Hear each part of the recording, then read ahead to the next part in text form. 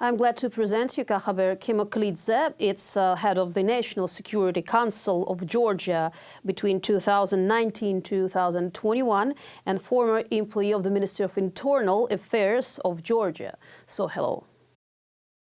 Okay, first of all, I want to ask you if your government understands all the internal and external threats, especially with this migrant situation in Georgia now. Are there any threats and risks from the Russian men that ran from mobilization? I don't think that the government of Georgia right now realizes the key security threats, what is coming and what are on a daily basis coming from the Russian Federation. And this is not related only to the migrants, because migrants is one angle of this big problem. In a zoom-out perspective, it is more than migrants' problem. It is already a CI problem, what we call in the security business and in security apparatus. CI is a counterintelligence problem, because it's all about security apparatus resources. And Georgia is not a big country. It's got every single, let's say, institution which is operational right now on the ground. It's got its own limits within the resources. So when you are having like 112,000 people installed on the ground, it's just impossible to control or even to observe or monitor all these people. And I think one of the interesting details is that by which country are these migrants? I'm not against about the Russian people. I have never been against about them. I have many friends with whom I studied abroad, with whom I still communicate, and etc. and etc. But when you have the politicians like Mr. Putin and his entourage and the so-called Silaviki with very, very wrong ideas about the geopolitics and the history of my country at the same time, I think you have to realize that you never know what's going to happen. And there might be day X when you're going to need to work hard and at some point immediately, let's say, enter to the mandate of the security and intelligence. This is the reason why I have an impression that right now the political masters of my country do not or does not realize the real risks which are there. You know, President Salome Zorobishvili in the interview to our channel lately said that everything is under control now. Is there sharp information how much people really crossed the country, Georgia, and who are they, and what they may do legally in your country? Because, for example, in Batumi, I mostly saw Russian people that were just relaxing, walking around and having fun. So where they get money to live this kind of life, being refugees at the same time? Well, I have two answers from two different dimensions on your very interesting question. From a political perspective, I do hope that everything is under control. So at some point, I would agree with Madam President with a big hope that everything is under control and the state institutions, more or less, are in charge of controlling everything. But this is one dimension, political dimension of this answer. But the other dimension is the security dimension, by where I spent 10 years. And as an ex-practitioner, an ex-security official, an ex-intelligence officer, I can say that it's going to be very hard from the operational perspective, operative perspective on the ground, to control 112,000 Russian citizens. And don't forget that South Caucasus is a very security-wise extremely eclectic region. So it's not only threats coming from Russia. You have multiple threats in multiple, let's say, ethnic minority dimensions. So we have several La Lingua Franca regions in different parts of Georgia. We have two occupied territories. We used to have over 10,000 Russian military personnel, over 2,500 FSB personnel, and several hundreds military intelligence personnel on the ground who have been instructed on a monthly basis how to subvert and run the covert operations about the Georgian central government. So all in all those, let's say, dots and commas gathered in this very big picture makes me assume that on the ground, from the operational standpoint, it's going to be very, very, very hard to control everything. You know, I was told from some Batumi citizens that they guess that some of the groups of these so-called refugees from Russian Federation might be sponsored by some Russian special services and that they are not ordinary travelers. Is it possible to have the risk of bringing, let's say, provocateurs who might just waiting for their time to begin to act? In security and intelligence business, we like to say that without clear evidence, it's hard to say yes on one thing or no on another. So theoretically, everything is possible. We should not rule out every single scenario what might be coming from the north, because we know with whom we deal. We knew what they wanted from us historically, even since 1990s when we gained independence. The people started, like international community started to label the Crimea operation, the hybrid warfare operation, but we used to have hybrid warfare elements back in 1990s. We have been fighting with the people, with the so-called, let's say, green man, without formal, let's say, Russian intervention into the conflict. And at the end of the day, we ended up with the Russian Federation with the status of the so-called peacekeepers until 2008. And this makes me think that, yeah, the security risks are there, but as long as you don't have a clear evidence, you don't have a clear material, that there are particular people, there are particular networks, there are particular sleeper cells or some operatives or subversives or some formal, let's say, assets linked to the embassy, linked to, let's say, Russian division, whatever they have here from the diplomatic dimension. It's hard to say, it's hard to give a label to it. But in my understanding, based on the knowledge, what we have been studying in different countries, in Montenegro, for example, in Ukraine, before 2014, after 2014, in Donbass and Lugansk, what happened in 2014, in UK, in US during the 2016 elections, of course, the threat is there.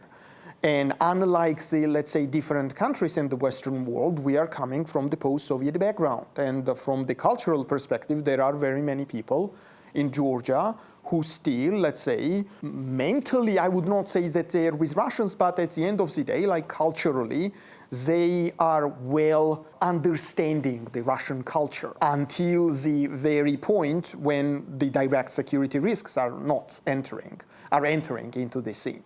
So my answer on this very interesting question is, yes, there are threats and risks, but theoretically we can really have a long-term discussion about it, but we have to have a clear evidence. And I do hope that the particular agencies within the security apparatus, where there are so many professionals still remaining, are working in this direction hard.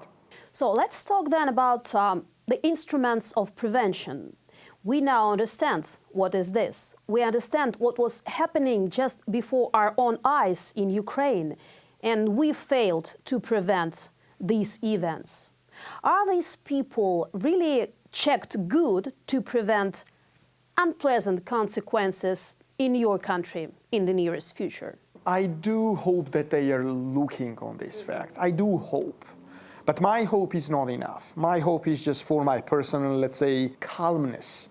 But my hope is slightly stronger than the hope of the ordinary citizens, because I used to work there for 10 years, and I know how good professionals in these services are still there, and how well motivated these people are to protect the national security interests and state security interests of this country. So we have to diverge at some point, like the political apparatus, the high political masters of the systems, and we have to diverge ordinary, let's say, security and intelligence officials who have been well trained and who have been, let's say, working day and night to prevent those threats. So this is the reason why I'm still relying on my hope that as long as these people are there, I still rely on their professionalism.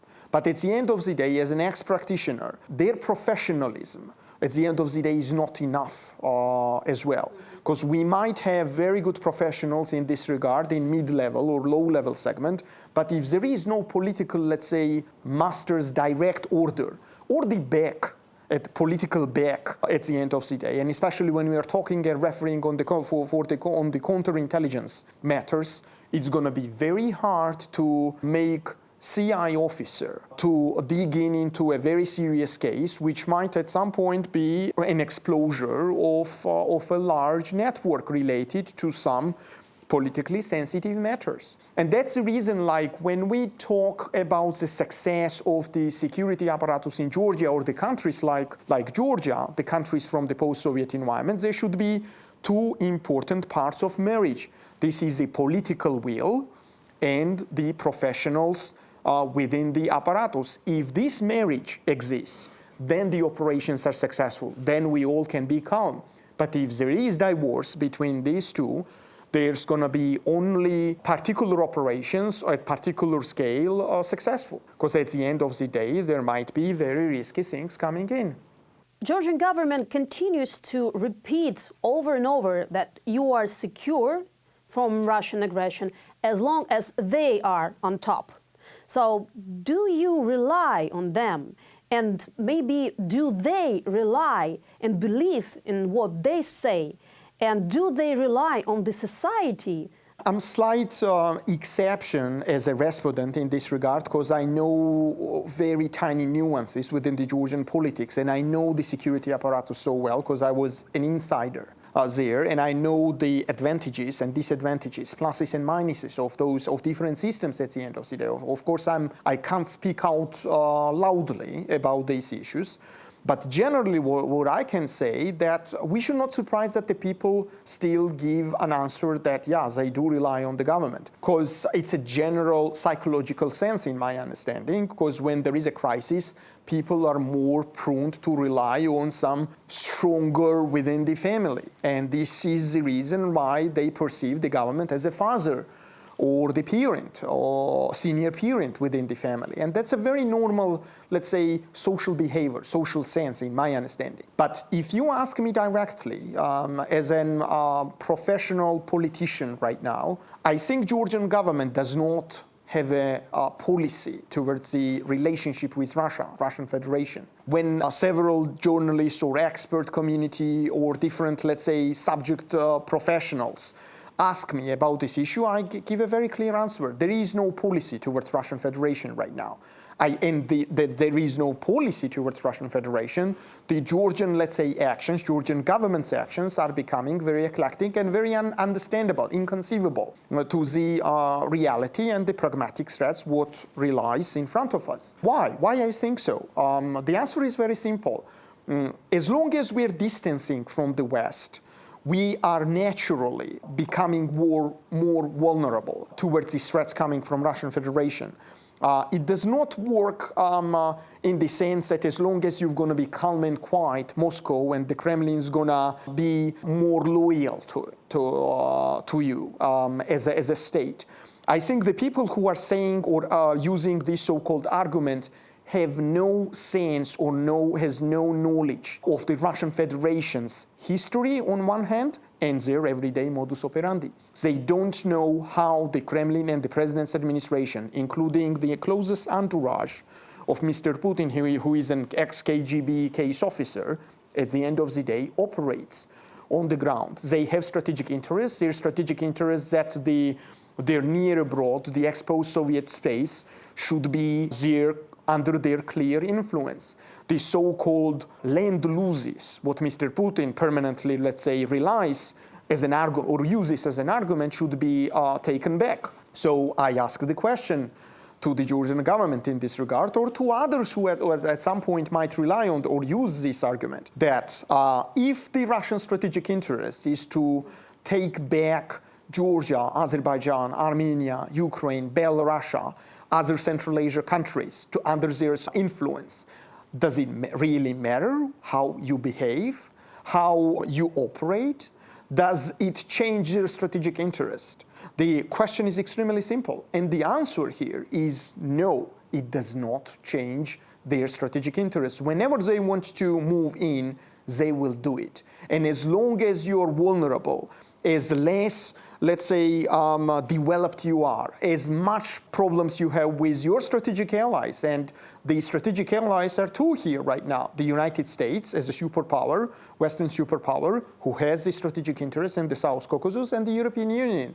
But the European Union does not have the hard power element, so in this regard you still rely on the US. So as long as you have very deteriorated, softly speaking, relationship with the US, what it means in practice, what it means in geopolitical terms, is more vulnerable you became toward the Russian Federation. That's a factual reality, unfortunately, what we have right now. And unfortunately, maybe it's high time to decide with whom you are as our neighbor. And it's not the best time for neutrality, maybe, but still Georgian government choose to be somehow neutral, for they believe it will really preserve them and the country from maybe Russian aggression. Is there any divergence between, let's say, full support of Ukraine by your people, by your society, and such neutrality of the government? Well, I think this problem is already there. I think this problem became extremely challenging issue for the Georgian society right now, for Georgia's future, geopolitical future. Why I think so? For two major reasons. I think Georgian government, from the strategic standpoint, really miscalculated the analysis. What would or could they expect as an outcome from this outrageous war? They thought that Russia will finish sort of Ukraine within first 72 hours, and they will be, and their calm, let's say, like their quietness will not instigate some sort of like another conflict in Georgia. And I think that was very wrong position. Why? Because as once said President Reagan, there is no choice between the war. The Georgian government miscalculated the strategic analysis with regard to the Ukraine. They thought that Russian Federation is going to manage to finish Ukraine within the first 72 hours, and then they will be able to have some sort of, in my understanding, deal or whatever could look like with Russian Federation for the reason not to have any sort of military confrontation. In my understanding, Russians and Moscow would do anything to reach their strategic goals towards Georgia and towards Moldova, no matter what would be the outcome in Ukraine. Even now, this standing is still there. And I think this is one, let's say, dimension of this wrong strategic analysis, what they have, which then resulted to the practical, let's say, implementation of this wrong policy, what we have on the ground. And second dimension, that's all about propaganda. That's all about propaganda, which is supplying, let's say, internal political goals, what they have. Once the famous, let's say, KGB chief back in the end of 80s, Mr. Andropov said that disinformation and propaganda is like a cocaine. If you sniff it once and twice, it does not affect you. But if you do on a daily basis, you can create a new man or new woman. So when I'm telling you on a daily basis, 4 times during the day, that Ukraine is dragging us into the conflict, West is dragging us into the conflict, they want us to have the second front, third front, people are getting nervous. People are actually triggered with the so-called, scientifically, to use a scientific term, by the irrational fear. Right now, they are installing in the mindsets of the Georgians the so-called irrational fear. And that's the reason, like, people say that, oh my God, we are more or less happy with the government's, let's say, approach, careful approach, because we don't have the rockets flying over Tbilisi and the other parts of Georgia. And here also, I have to be extremely clear. We are not against the peace. Georgia and Tbilisi, official government, should be for peace. But the peace can be reached out if you are having the strong ties with your international partners and true friends who can protect you on day X when this X day is going to come in front of you. You obviously have free media, as I saw here already, and you have choices of alternative sources of the information, not like in Russian Federation, that's for sure.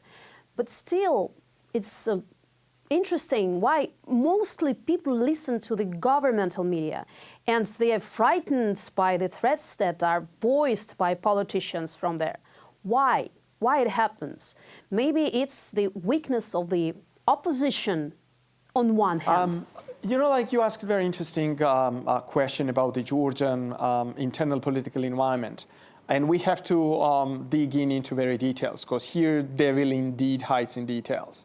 We have the free media, we have the freedom of speech, we can express our views, and etc., but do you know what is the different angle of this problem? No. Though these free medias and generally media environment, as well as society, including the political spectrum, are extremely, largely marginalized. And there have been a lot of investment put to marginalize, on one hand, the political spectrum, on the other hand, the media, including the oppositional media, and on the other hand, the so-called civic society. So these, in intelligence and security terms, we call the psyops, psychological operations. What you would do with the people who permanently challenge you? I would actually invest into the psychological operations to undermine trust in these people, undermine trust in these televisions, and undermine trust in these civic organizations.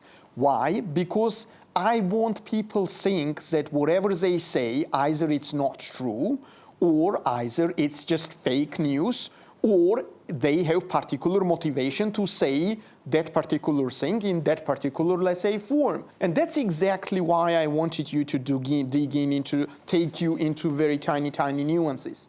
It's not about not having an opportunity to speak out within the formats of the oppositional TV stations. But the problem is that how much is the share right now in the media environment of 3 or 4 key oppositional TV stations?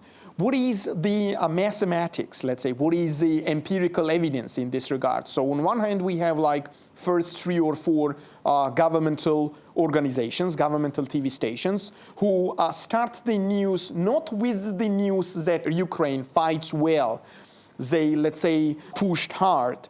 They destroyed a lot of military machinery and etc. But it starts with the fear that, well, this particular strategic infrastructure has been blown up.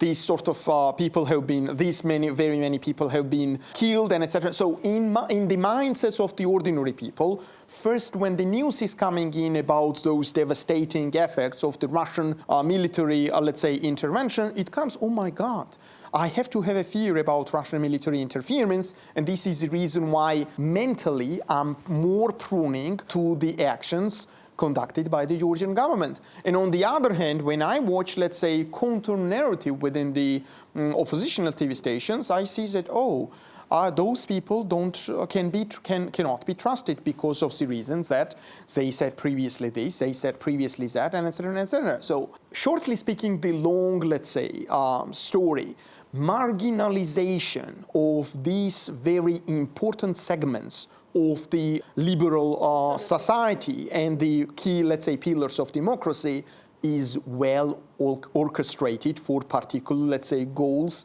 and targets. Talking about partners from, let's say, economical point of view, now there are quite amount of money that comes from Russia.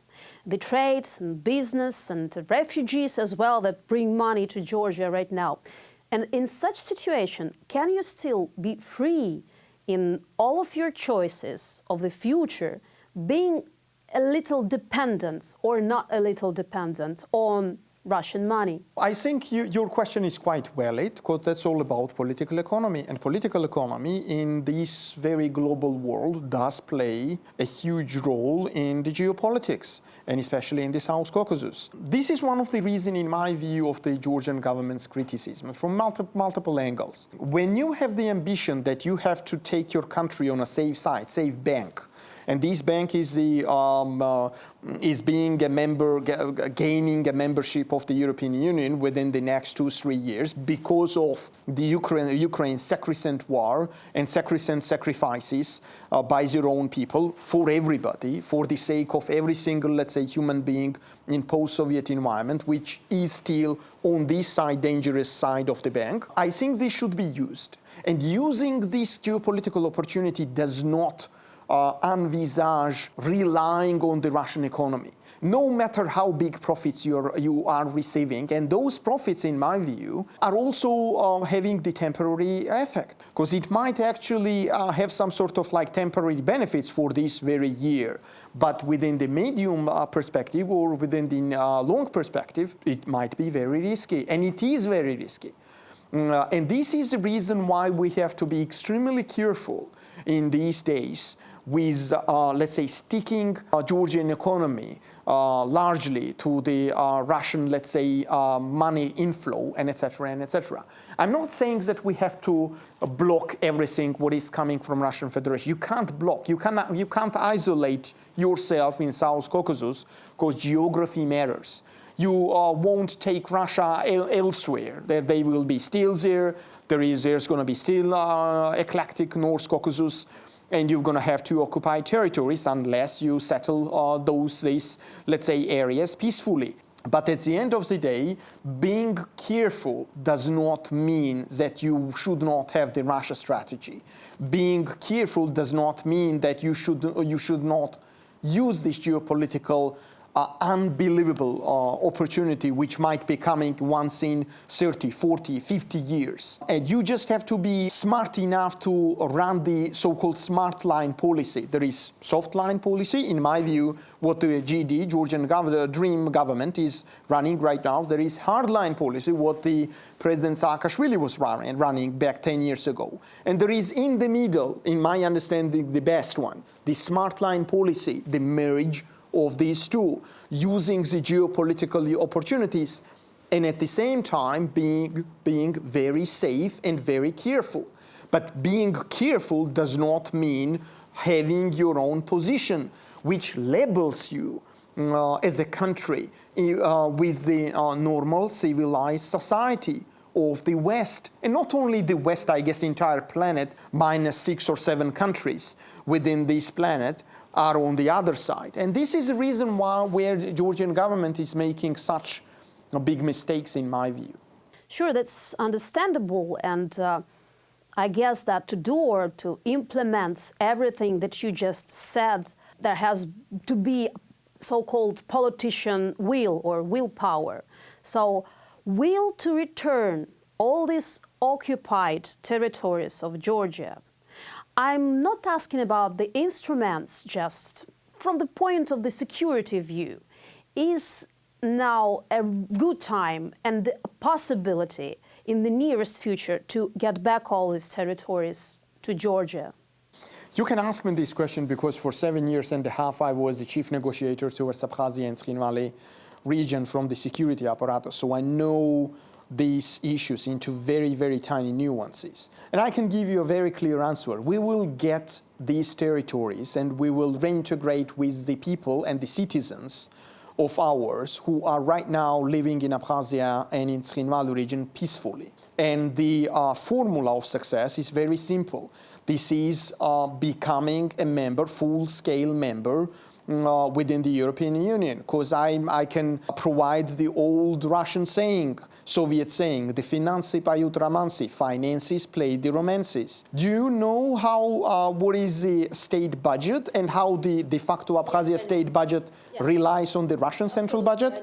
46% of the Abkhazian budget totally is supplied by the Russian central federal budget. The 90% of the Skhin Valley region budget is supplied by the Russian federal budget. So if you become the member of the European Union, if you're going to have the full-scale membership, if you're going to have hundreds or tens of billions of euros coming in, and if you're going to receive Mercedes, BMWs, Bosch, Siemens, and many, many other transnational companies into your country, and if you have a clear democracy with every single, let's say, pillars of democracy, rule of law, safe and secure, let's say, apparatus of civil society, the governmental apparatus, and etc., this will be exactly the key momentum for the occupied territories to be reintegrated with your central government. And there's going to be a big part of it when the Russian Federation is defeated in Ukraine, and when they be much less influential on the de facto authorities. And here one another argument. Look what is happening in the so-called Nagorno-Karabakh.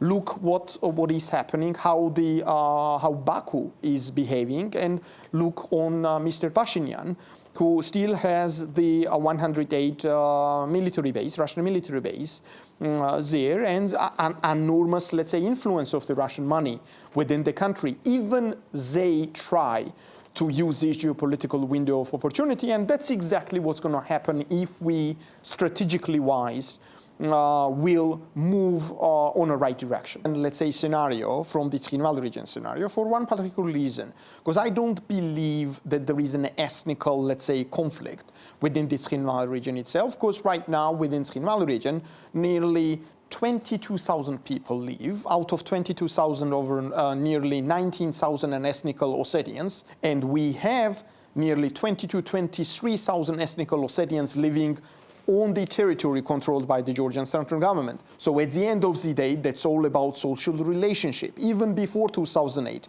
I can give you a very strong argument that one of the reasons of the war itself, and the military escalation triggered by Russian Federation, was exactly the clear threat for them to be reconciled with Tzrinval region residents in a peaceful manner. And that's the reason why they actually run the borderization, so-called borderization. They are trying to cut with the hardline elements and hardline instruments, the social reunification. And it's extremely easy with Tzrinval region to reunify, because there are only 3 districts where nearly 19,000, let's say, ethnic Ossetians live, who have relatives, who have mixed families, who have very many close friends with whom they studied either in Tzrinval or either other parts of Tbilisi, Georgian central government controlled area back in 1990s, or even before the first conflict.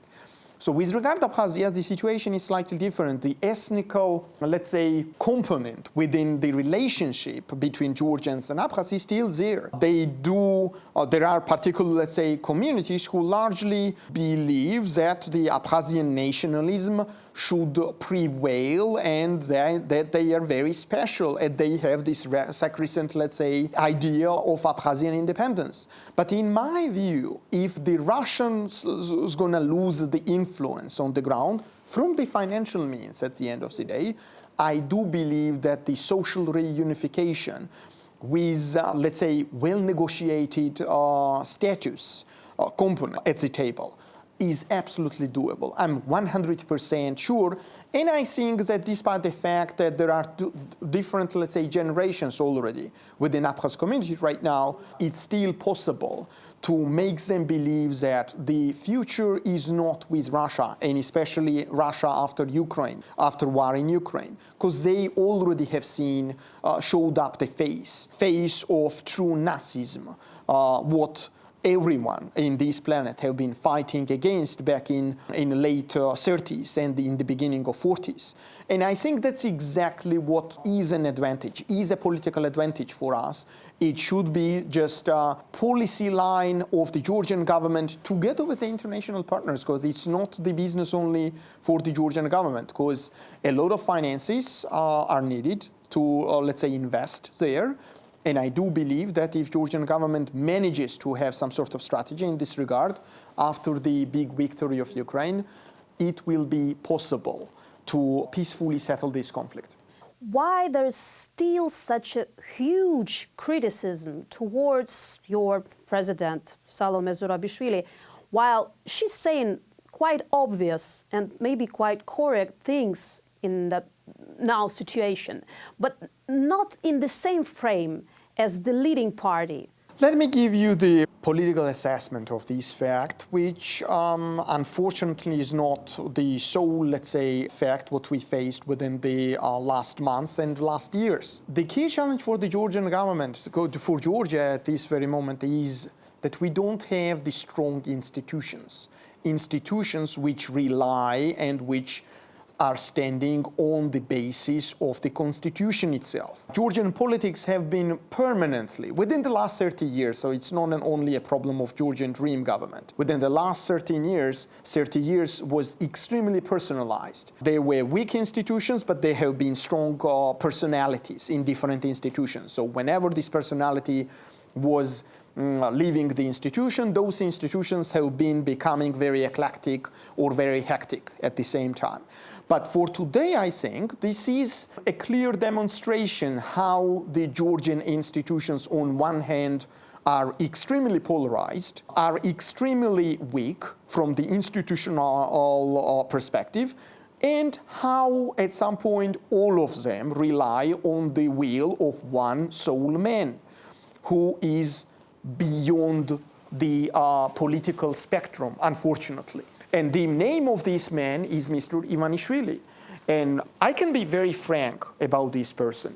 I think this man had a unique chance since 2012 to write the history of Georgia with the golden letters, to set his name within the let's say, recent history of Georgia with the golden letters, with the primary sense of this word, I underline, who could make the institutions very strong, which could not rely on the personalities, and personalities could change, but the institutions could rely on its own, linked directly and stick to the Georgian constitution. But absolutely opposite has happened. Right now we have the institutions with weak personalities, however with one strong man outside of the Georgian politics. And I think nothing makes Georgia weaker than this particular environment. And I'm saying it with large-scale sadness, because I did believe that Mr. Ivanishvili at some point, because of this enormous support what he himself used to have in 2012, at the end of 2012 when the government has changed, and in 2013, 14, 15, 16, there was this support behind him, behind his personality. Similar, I can say about President Saakashvili. The person who came with 96% of the approval rating, who also could write the history with golden letters, but who also, let's say, change the direction of the modus operandi. And this is one of the reasons why so many people right now within Georgian community, people who at some point support Ukraine extremely largely, are also against of Saakashvili coming back. And I think that's the obvious reality how the Georgian Dream government and how one particular person outside of the Georgian politics uses the UNM and President Saakashvili as a formula of negativeness. They say they portray the single formula to the Georgian society that, well, we understand that we are bad, but there is worse as a choice. So you, Georgian community, as a wise, let's say, people, you choose between bad and worse. And every time at the end of elections, people, of course, choose bad. I think the large-scale distrust and disappointment of GD towards her, let's say, recent statements, towards her personality, actually, is related to her recent statements and criticism. In my view, pretty objective, let's say, criticism towards the moves and the statements what the Georgian Dream and some political masters of the Georgian government were making, not only towards Ukraine, but towards the European Union, towards the US, and etc., and all these, let's say, wrong mistakes, bad mistakes, what they conducted in recent months. I think this is the reason why they right now label her as the person which is, I quote, running the UNM narrative. This was the reason why they claimed that former Prime Minister Kakhaber was a traitor of the party. And this is the reason why we believe that these people became extremely communistic. Because when you think that party interest prevails the state interest, you are done. You are with the mindset, no matter where did you get education in the West, with mindset, you are there. You are right at the end of the Soviet Union, of the collapse of the Soviet Union. There is nothing sacrosanct than the state interest. There is nothing sacrosanct than constitution of your country. And when you say that party interest should prevail on the state interest, I think this is the red line. What actually made me also to leave the senior position within the Georgian government and security apparatus at the same time and enter into the Georgian politics. I think it became one of the motivations why I want to reach the change. And I'm 101% sure that we will get there. The changes are coming, it's on its way, and we will see smart people into the government of Georgia with clear moral, with strategic vision, and together with Moldova and Ukraine on a safe side, on the side of the European Union. So the only thing I have to say at the end of our conversation, we will follow this situation together after the victory of Ukraine. Thank you for the interview. Thank you.